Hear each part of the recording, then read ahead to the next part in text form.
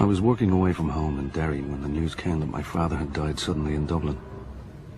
I got on a bus and came home to bury him, sad that I'd never have the opportunity to say goodbye. We sat in a big circle round his coffin and waked him. There were 6 surviving children: Shay, Ida, me, Johnny, Gerard and Paul. Frankie had been taken from us in 1967 at the age of 10. We sang songs and we told stories. We laughed and we cried. At Ma's suggestion, we read out the horse racing results for him. 2 days later, a large crowd stood around his grave in Glasnevin Cemetery. As the official church prayers came to an end, my younger brother Johnny raised the trombone to his lips and blew a note. The sound of Frankie and Johnny, Da's favourite song, filled the air. Frankie and Johnny were lovers. Oh, Lordy, how they did love. Swore to be true to each other, just as true as the stars above. He was her man, but he was doing her wrong. Dad always loved that song, Ma. As far back as I can remember, he loved it. Now, will you stop asking so many questions and help me find Doris's address? You don't have to write to her, Ma. She was Dad's friend, not yours. You didn't even like her, did you? Your father made me promise that if anything happened to him, I'd let Doris know. I am not going back on that promise. When was the last time she wrote to him? She never stopped writing to him. She wrote to him a few weeks before he died. And how did you feel about another woman writing to Dad all the time? I didn't mind the letters so much. It was her coming here I didn't like. I didn't like having her under my roof, that was all. I always assumed she had a husband back home in England. She didn't have a husband, did she? No, she never married. She had a child, though. She was the same age as me, Amanda. I always remember she was a great swimmer. Was Doris not married to Amanda's father? I thought you'd come here to help me write this letter. You said you'd help me. Now, if you don't help me, I'll do it myself. All right. Well, put your address on the top right-hand side there. And the date under it. I suppose I better start with Dear Doris. Dear Doris, I'm writing to tell you that Peter passed away 5 weeks ago. We buried him with his parents and Frankie in Glasnevin Cemetery. I know you'll want to come and pay your respects. I have a bed in the spare room, so you're welcome to stay here. Let me know when you intend to travel, so that I can be here to meet you. Yours sincerely, Anna. You don't have to put her up, Ma. She could stay in a bed and breakfast in a small hotel. She'd look well now, knocking on doors in Gardner Street or Mountjoy Square looking for a bed. What if she got mugged? I couldn't live with that in my conscience. No way. Your father'd never forgive me. That'll be her now. How did you get to the cemetery? Did you take a taxi? No, I walked. You walked? That must be 5 miles. How did you know the way? Peter showed me. Time Frankie died. Peter met me off the boat and walked me to the cemetery, along the river and up past the college where the priests do their study. Then he took me left and right and pointed out Mountjoy Jail. It's only a stone's throw from there to the cemetery. I retraced my steps this morning, and I remembered it like it were yesterday. The Brian Barrow pub is still there. I was going to put my head into it for old time's sake, but I didn't in the end. I had my 47 roses. I brought them over, all the way from Blackburn, and I wanted to put them on the grave, just like I promised Peter I would. What do you mean? Peter asked me to put red and white roses on his grave. He asked you to do it? Yes, he asked, and I promised. So, you put 47 red and white roses on his grave this morning? I tidied up the grave, too. It were a bit of a mess. You didn't need to do that. I can look after his grave. Peter was my husband, after all. Well, you know the way it gets in winter time with the rain and the leaves and all the dirt. I looked after Peter when he was alive, and I'll do the same with his grave now that he's dead. And I'll give you any help I can, Anna. That is quite all right, Doris. And when I want your help, I'll ask for it. Oh. Would you like a hot cup of tea? Oh, no, thank you. I think I'll go up and lie down for a little while. I'm tired after all that walking.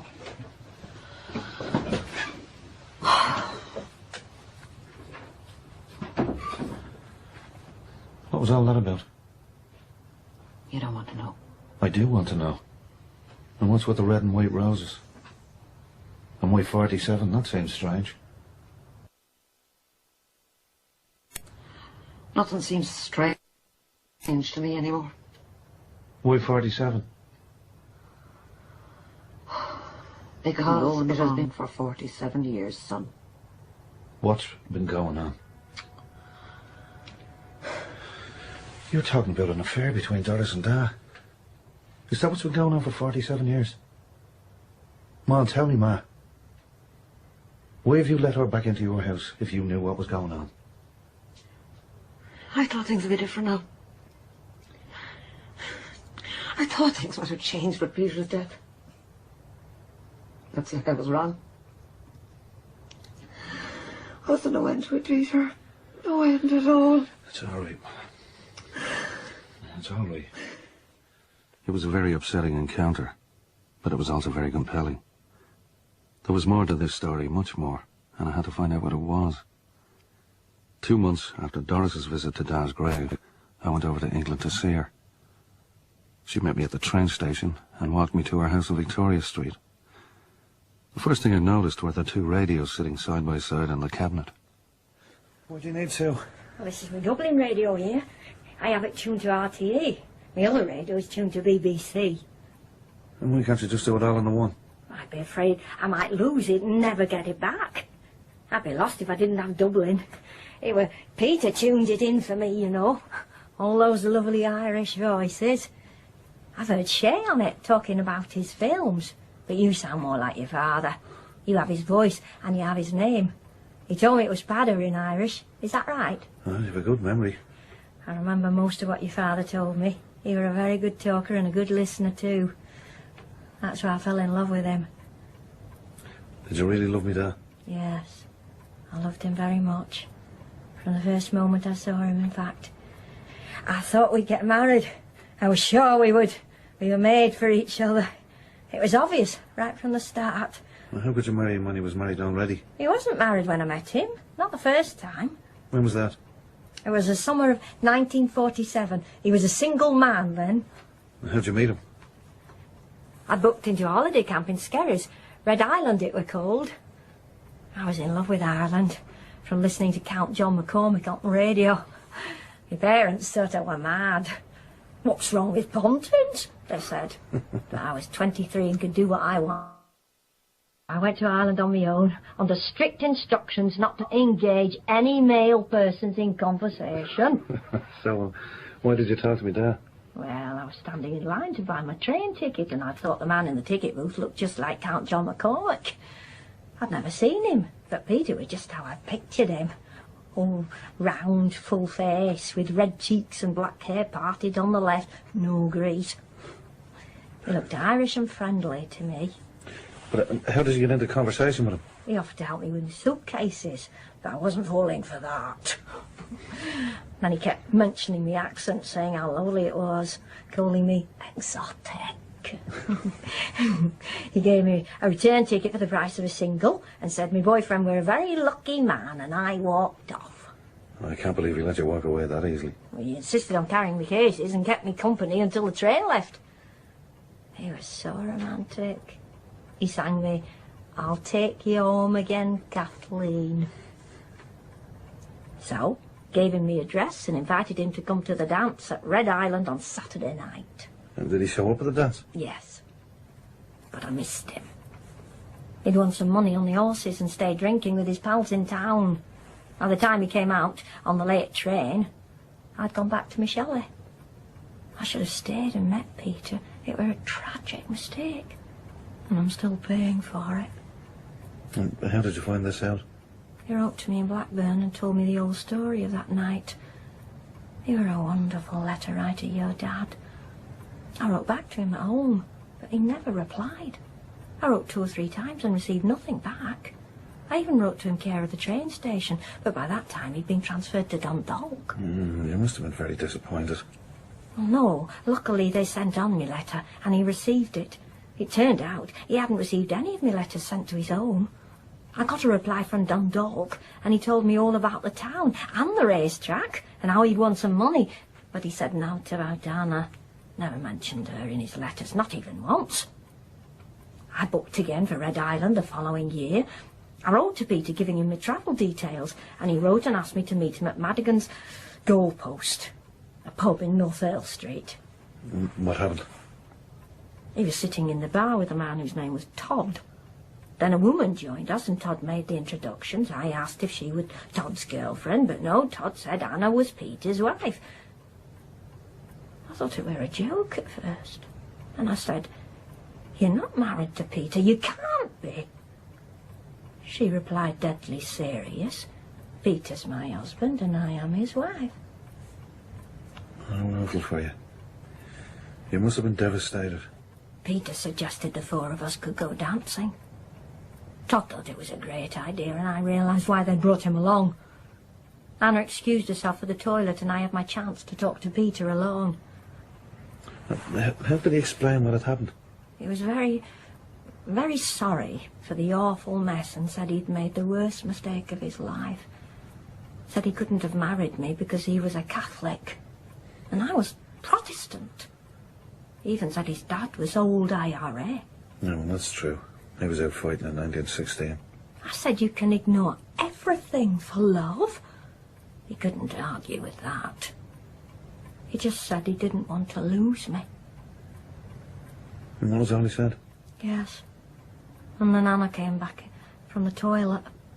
As I watched, I suddenly noticed from the way she walked she was pregnant. Peter's baby, and she was glowing with it. Her happiness was my despair, and Peter looked like a man with his foot in a snare. He'd made the worst mistake of his life, and now he had to live with it. Do you think Anna was pregnant, and that's why he married? I don't know. Oh, it's an explanation. You must be feeling hungry after all this talking. Let me make you some lunch. I won't be a tick. You'll be surprised by what I've got for you to eat. Could this be the true account of what had happened? There was a compelling logic to it. I was disturbed because everything I'd believed since childhood was now in doubt. That meant Ma was pregnant in her wedding photograph, and the well-placed bouquet was there to hide her bump. I went home to Dublin determined to get the truth from Ma. I sat myself across the kitchen table from her and froze. There isn't a nice way to ask your mother if she had a shotgun wedding. So I asked her if she'd like a lift to the bingo, and she said yes. The following Monday I came round to sort out a leak in the kitchen. To my surprise, Ma was polishing the hall table, and she was in great spirits. To see the holy ground once more. Fine girl you are. You're in great form. You must have backed a few winners, did you? You'll never believe the news I'm after getting. Guess who's coming home? She's been away since 1952, the year you were born, Pete, and she's coming home for good.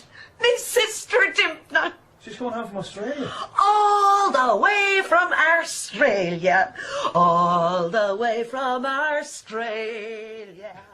I knew she'd have answers to questions I couldn't ask Ma. As soon as I met her, I knew we'd get on. She had that sense about her of having shed her inhibitions in a foreign place. She was so much Ma's sister, but she was different. I suppose you get sick of people saying you're the spit of your hobbit.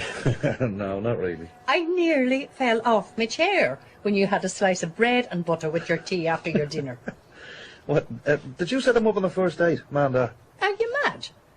Anna was a legend in Dundalk.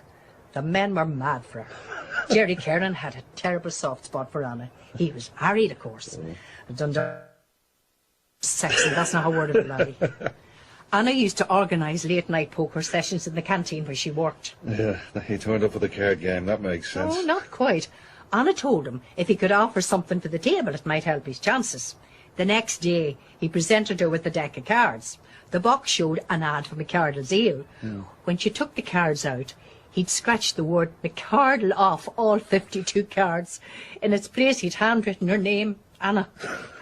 He got an immediate invitation to the card game after that. And did he win any money off her? No, and it wasn't for the want of trying.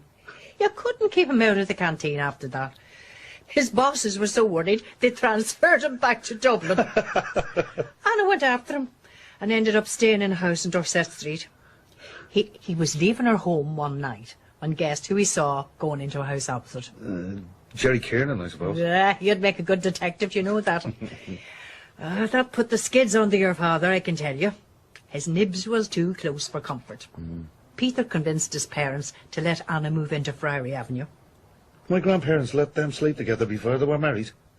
Anna slept in the girls' room. We were very holy in those days. Boys and girls didn't sleep together until after they were married. There's Anna now coming back from the shops. I had to investigate the date of their marriage once and for all. They claimed the 5th of April 1948 was their wedding day. Shay was born 10 months later on the 5th of February 1949. They couldn't lie about the date of his birth. If they were going to falsify anything, it had to be the marriage date. I set out for Halston Street Church. The housekeeper brought me into a sitting room. 3 minutes later, I was browsing through the register of marriages for the year 1948. There, on the 5th of April, was the entry I'd been looking for. Peter and Joseph Sheridan of 5A Friary Avenue to Anna Megan of the same address. The witnesses were recorded as Patrick Sheridan and Dympna Megan. The signatures were undoubtedly those of Ma and Da. I was delighted Doris's version of events had proven to be incorrect. I felt rotten too because I'd betrayed Da in my heart. I thought the worst of him, and Ma as well. In the absence of someone to slap me across the knuckle, I berated myself. Back at the house, I asked Ma where the letters from Doris might be. Da always kept them in the old shoebox, but I looked there and there wasn't a sign. I never threw anything out. They must be here somewhere. It's a mystery to me, but I haven't seen sign of a letter since his death. Did it ever occur to you that Dad might be Amanda's father? Of course it did. Crossed my mind many times. Did he ever say anything to you? He never discussed it, no. Well, there has to be a reason why she's coming over, putting 47 roses on his grave. Do you not think so? That one never needed an excuse. If your father sneezed, she was on the next boat. I decided to pay Doris another visit.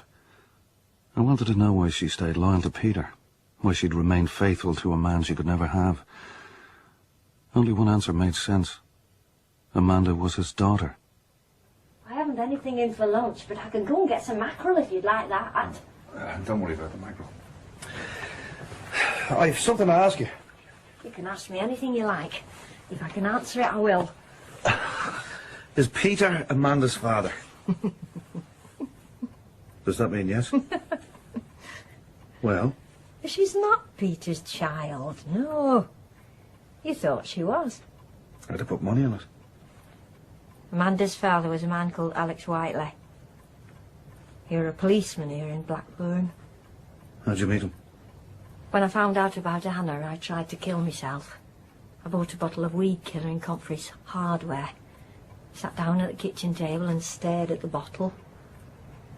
And a strange feeling came over me. It wasn't my life on the label. My love hadn't been poisoned. Not by me. Not by Peter. Poison was coming from those who didn't want us to be together. I wrote to Peter and told him what had happened. He wrote back and told me I must never do anything to endanger my own life. If I made that promise, he would always stand by me. He would never let me down. He'd let you down very badly, Doris. I was so upset I couldn't come out of my room. They brought Alex Whiteley round to talk to me. He was very nice, things he said. I wrote to Peter and told him. He was very jealous.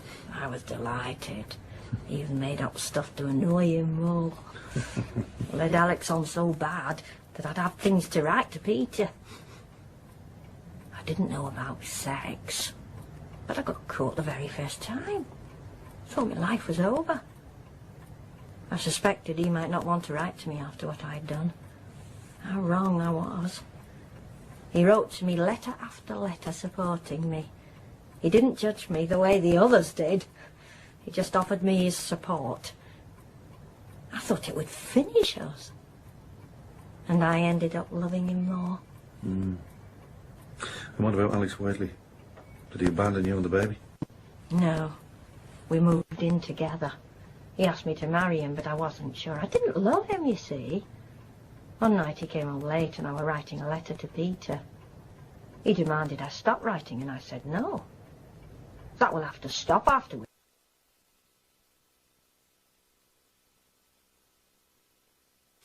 After we're married, he said.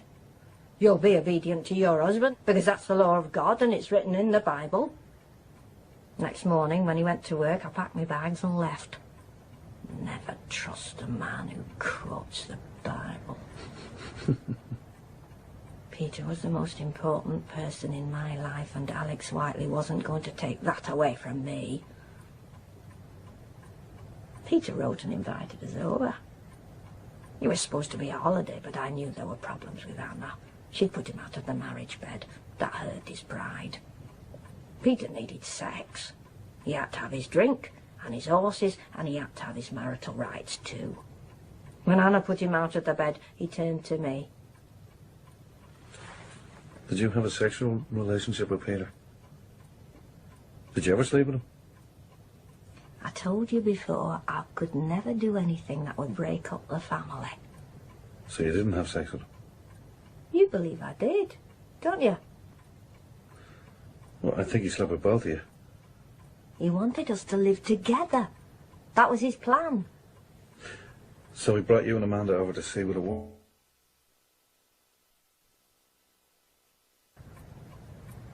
You're not going to confirm or deny that, are you?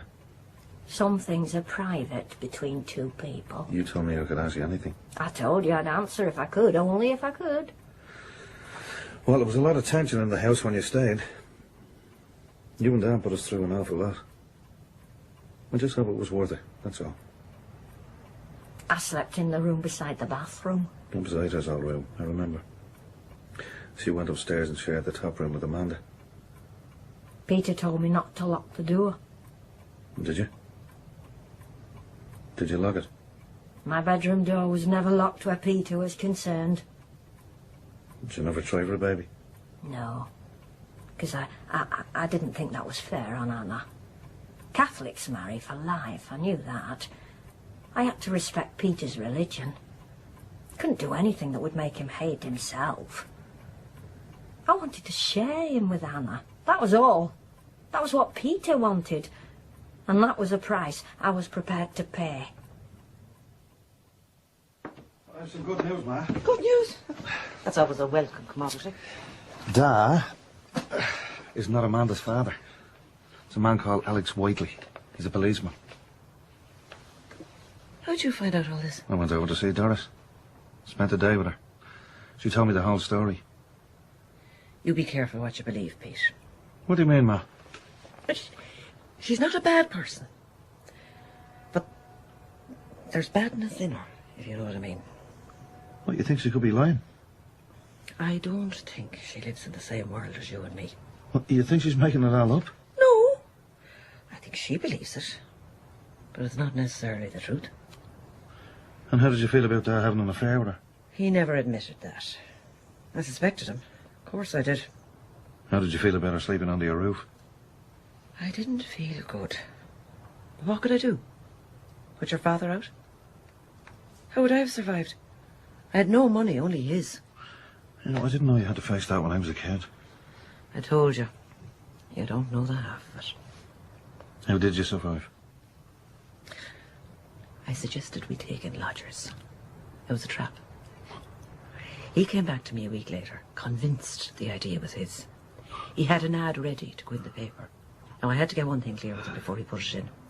I wasn't going to take in lodgers and be an unpaid slave.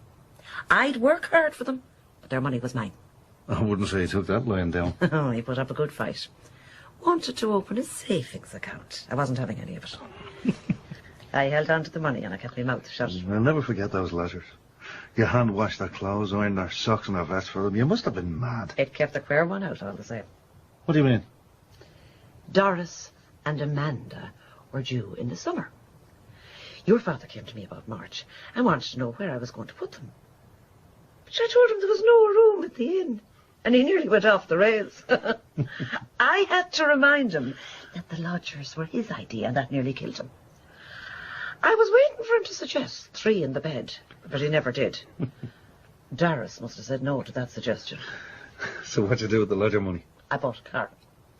I bought it in Stafford's garage. What was it called? Come on, I want you to say it. Come on, it was a Ford. A Ford. Perfect. No, that's not right. It's a prefect, Ma, but you christened it a Ford Perfect. And it's a much better name altogether. I sat in that car and I wondered how the hell I was going to get it home. I had to tell the man I couldn't drive. Dad came round and got it.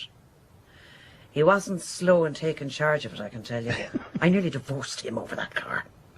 That was the nearest we came to splitting up. Doris was in the middle of it too. Surprise, surprise. We went down to meet her and Amanda coming off the boat. Oh, she couldn't get over the car. It's wonderful he has the car for you now. You must be very pleased, she said. I believe he collects you from the supermarket. I'd love to get a driving lesson, Peter. Would you teach me? It's not Peter's car, I said. It was my money bought the car. It's a family car. That stopped her in her tracks, I can tell you. As Dad sat through that conversation and kept his mouth shut. He'd some neck. I wanted to kill him. I really did. Well, you should have taken the care off him at the very least. No, I wanted to throttle him. It was murder or nothing. So where did Doris and Amanda stay in Oxford? Amanda stayed upstairs with Ita, and Doris stayed at Red Island. Dad drove her out that night because she missed her train. I was waiting up for him when he got home. It must have been 1 o'clock in the morning. Did you throw the dishes at him? I told him he was going to have to choose. Doris or me. So I told him straight out. And what did he say to that? Oh, he said he loved me and he was sorry about the car. And I said I didn't give a damn about the car. Doris or me. It's simple. Make a decision one way or the other. I thought the two of you could work and get on together, he said. That's what I've prayed for all these years. Grace, Peter. And you're going to have to back one of us. Well, he knew about gambling and odds, that's for sure. I was at the end of my tether, I really was. I wanted peace, even if it meant him leaving. What did he say to that? He cried at first, just like a baby. Said he couldn't leave his family, he couldn't walk out on us. I told him he could. Oh, that was very brave of you, Ma. Say that. It was the end of the road, Pete. I didn't have any other option. And what did Dad say? He said he'd wait till she went home and then he'd write and tell her not to come anymore. I told him to tell her face to face, but he thought it'd destroy her. It was his decision. I couldn't tell him what to do. Did he ever write that letter to Doris? The one telling her not to come? Hello? Yes, hi, sir. How's the weather in Cork? It's raining. No, Peter's here with me. It's your sister, and it's raining in Cork. Well, I'm just going out the back for a minute. So? These letters, they have to be somewhere. Dad never threw out anything. He was a hoarder. I wonder what's in here. The theatre programmes. The Shadow of a Gunman by Sean O'Casey. What are you doing here? I was hoping to borrow Dad's drill. Will that be okay? As long as you bring it back. That was Ita. She's not going to make it up for the anniversary. She's stuck down in Cork. I was hoping she'd come up to Glasnevin and help me tidy the grave a bit. Now, the grave is perfectly okay. You don't have to clean it. I can't have it dirty. I want it spotless. I don't want to leave leaves or paper lying on it. I can't have that. Oh, all right, I'll take you up. When do you want to go? We'll leave it till the 13th, the day before the anniversary. That way it won't have time to get dirty again. Ma packed a trowel, some cleaning rags and a bottle of fresh water in her bag, and we headed for Glasnevin. At the grave we got down on our hands and knees and gave it a good going over. By the time we were finished, it was gleaming like a new pin. It was good to kneel beside Ma and say a prayer, remembering Frankie and Dad. We were no sooner home than Ma was running up the hall stairs and landing with the hoover in her hand. Ma, you don't have to do this. You'll make yourself sick. I'll only be a minute, please. Oh, I can hear you struggling for breath. You need to use your nebulizer. A little bit of good would have never did a body any harm. I'm turning this off, Ma. Now, you're 72 years old. Now sit down and put on your mask. I'm not going to have you killing yourself for Doris. She's your rival, man, not your best friend.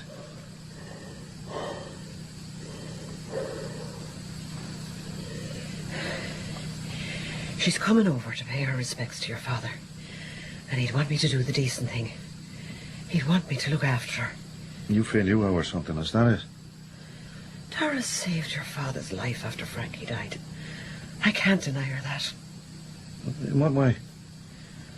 She wrote about Frankie like he was still with us. She kept him alive in her letters. Dad couldn't talk about him, but Doris could. It gave him permission to talk about Frankie again. It was like he woke up from a coma and came back to us. He started to fight the headaches instead of giving in to them. Only for Doris we'd have lost Dad. Yeah, I remember the headaches. And the house being in darkness all the time. He must have lost 2 stone in weight. I thought your father was going to die. I really did. What, you feel you have to look after her now because of what you did back then? Peter's dead. The Lord have mercy on him. He's gone, and we have to get on with our lives. Well, I can feel his presence when you and Doris are together. It's like Dad's walking around the house, going in and out between the two of you. Trying to stay out of the way while you slug it out with Doris. I stopped fighting with her a long time ago. It's still going on. She comes over for the anniversary every year, and I know it upsets you. You know, you're not a saint, Ma. It's okay for you to feel angry, and it's okay for you to say it. It's not good for you to keep it all bottled up. You must feel angry towards Dad. Do you? I feel like digging him up out of the ground and punching him in the chest. That's how I feel. Yeah, I'm going to make a suggestion. Don't be here for Doris. Go away. Go down to Cork for a few days and stay with Ida. Do you think I could do that? Well, you don't have to be here. I'll look after her and make sure she's all right. I was surprised you suggested Wynn's Hotel. Why did that surprise you? Well, Peter brought me here. We've been to pictures and he brought me here for a drink. I think he thought it was posh. Was Anna with you? No, they were fighting at the time. I don't know what it were over. It might have been about money. It was you they were fighting over. Most of the rows were about you. Anna were very jealous of me. She didn't like me being alone with Peter. I couldn't understand that because she had him all the time. I told her I would never do anything to break up the family, but I don't think she was listening. When did Peter tell you to stop coming? That was the worst day of my life, when Peter said not to come. It were after Frankie died, and I don't think he were himself. Couldn't believe it when I saw him. He'd aged 20 years. He brought me to the grave, and I put a statuette of Saint Bernadette on the pebbles. He asked me to do the same for him. I said it would have to be flowers, and he said roses, red and white roses. I promised I would, and I never break a promise, never. And was the red and white because of Manchester United? I suppose it were. He always loved Manchester. Was it at the grave he told you not to come? Yes. I don't think you should come to Dublin anymore. That's how he put it. Thought he were joking at first. Then I thought he might have been threatened by the IRA. He said it had nothing to do with that. I knew then it was Anna. He denied it, but I knew better. And why couldn't it have been his decision? He loved me. Why would he want to throw that away? I begged him to come to England with me. I knew he'd be happy there, and I didn't want him to die. He said he couldn't, but I knew it were Anna talking. I think it was Peter talking.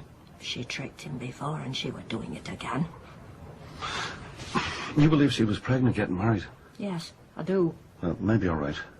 If that's what you believe, that's what you believe. Who am I to tell you wrong? Peter ripped me heart out when he told me not to come again. He promised me we'd be together, and I believed him. I still do. Did he leave you on your own in the graveyard? No. He brought me to North Wall and put me on boat. I went home to an empty house and an empty country. Turned me back on the only man I ever loved, and I did it because I loved him. He chose his family, Doris. There was no way he could abandon Dublin for a life in England. There are things he said to me that are private. Things I'll never disclose. He believed that Anna would die before him, and we'd be together after that. And he wrote that in the letter? Yes, he did. I'd love to see that correspondence. You never will. We made a pact to destroy the letters. He wrote to me in October and told me the time had come. I was to put the letters in a pile and burn them. I did it in Blackburn and Peter did it in Dublin. You burnt the correspondence? Yes. But there was 50 years of your life in that correspondence. How did you destroy it? Once Peter asked me, it weren't hard at all. He was afraid you or Shay would get your hands on them. I knew them by heart, so it didn't matter. No one could take them away from me. You destroyed the letters and he's gone. I think that's sad. Well, I won't see him in this life, but we'll be together in the next. Well, how do you know that? It was the last letter he wrote before he died. He asked me to be with him in the next life. I wrote back and promised I would. And what if Anna gets there before you? My luck has to change sometime. Can't lose out all the time. God can't be that cruel, can he? Maybe not. Maybe you're right. Come on, I'll take you home. You can have a nap before your journey tonight. I took her home, but she wouldn't lie down. She was determined not to sleep through a minute of her time in Irish soil. She'd taken to writing to me, delighted with her lifeline to the family once more. Dear Peter, I never expected to start a letter to Dublin with those words again, and it seems strange to be doing so now. You're welcome here, Peter. My home is yours, and remember, Peter, you have a bed waiting for you if you need to stay over. I don't want you throwing your hard-earned money away on expensive hotels. Do you hear me, Peter? You're such a spendthrift. I'll kill you. That's what I'll do. Are you listening, Peter? I won't kill you. I could never kill you, Peter. Never. Never kill you. It was hard not to be humbled by her devotion to my father. It was painful, too. Painful to be in her company and feel the depth of her loss. She was an open wound, venting her anger at Anna when she should have been angry at Peter. There was no way she could heal the past until she came to that recognition. The tragedy was, she never would. When Ma returned from Cork, I told her about the letters. Well, I'm going to tell you. That makes sense. I came home here one afternoon, and Dad was out the back, and there were smuts all over the garden. I asked him what he was doing. He said he was burning garden rubbish, but it didn't look like garden rubbish. It looked like papers. So the queer one could be right. You know something, Ma? I think she comes here because she wants to die. She walks the 5 miles to Glasnevin Cemetery in the hope that she'll collapse and expire from exhaustion. I'm convinced of it. Why would you want to do that? To be with Dad in heaven. That's very morbid. I'd like to be with Dad in heaven, but not yet.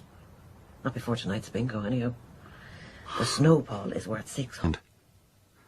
I went to Ma's early to search through the house again. Ma was in the sitting room with her glasses on and the newspaper on her knee. Smoke was billowing up from behind her head towards the ceiling. Take the cigarette out from behind your back. I'm not the police. You're worse than the police. When did you go back on the cigarettes? I never gave them up. You've been smoking on the sea all these years? Yes. What would Dad say if he was here now? What do you think he'd say?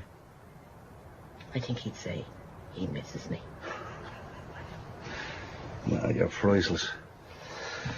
Oh, I'm sorry for giving out to you. I just hate to see you smoking. But smoke if it gives you pleasure. Don't mind me or anyone else. Do what you feel like doing. Do you hear?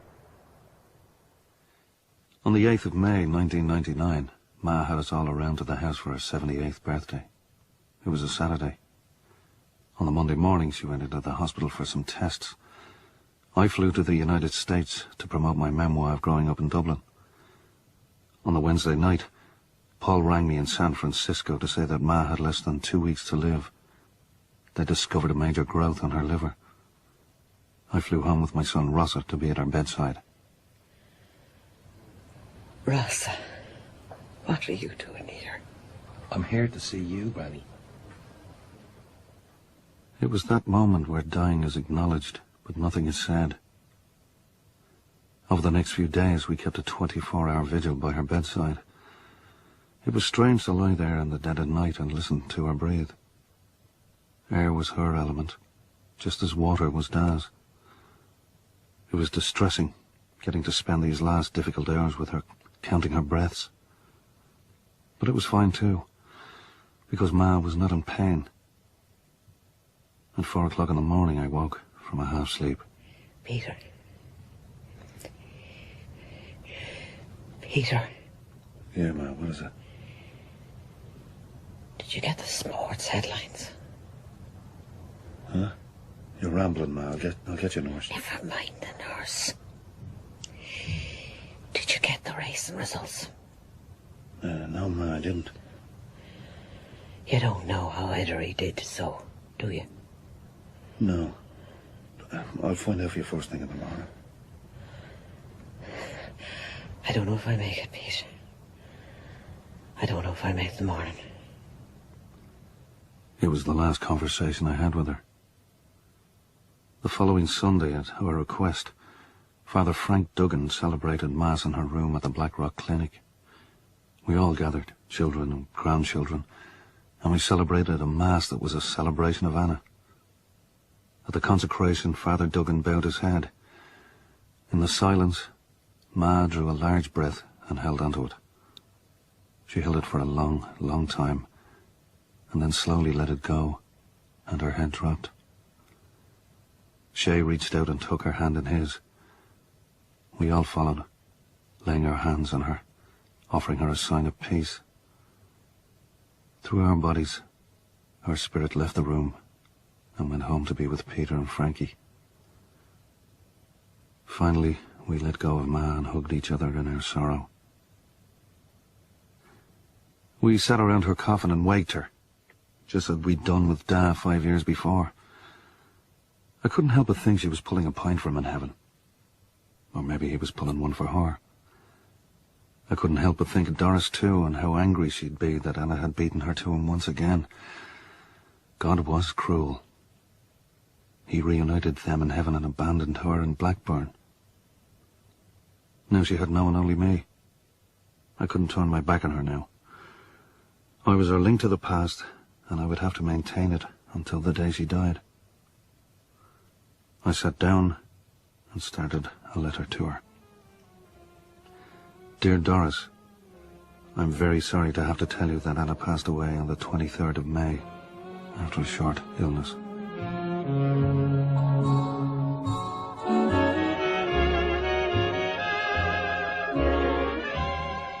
In 47 Roses, Peter was played by Liam Cunningham, Anna by Maria McDermottroe, Doris by Angela Pteasence, and Dympna by Stella McCusker.